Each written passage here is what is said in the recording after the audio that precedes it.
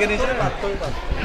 Attorney, so ano po masasabi niyo? Tapos na po yung pagbibilang. Well, ang bilis. So, sabi ko, hindi na kinakailang magmadali at dun din patutungo eh. Kaya, by a lead of about 6.7 million, well, our new president will be proclaimed Monday. Sir, na sabi niyo po kay Mayor Digong na tapos na nakuha po na. Hindi pa. But sasabihin namin and we'll try to convince him na dumalo siya sa proclamation niya sa Monday.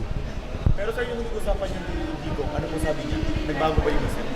Hindi pa. Mula kaninang mag-press con tayong tanghali, hindi naman namin nakakausap siya eh.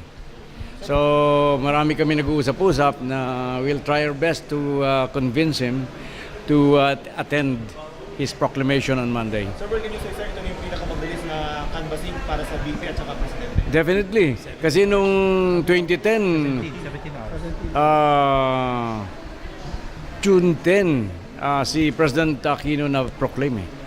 Samantalang ito 17 hours. by Monday, 17 hours. 17 hours. As of today. So, on May 30, he will be proclaimed. Ilang araw lang. Kaya tama-tama lang. Marami natutuwa kasi it's a good job for the joint public session. Masyado mabilis. Salamat.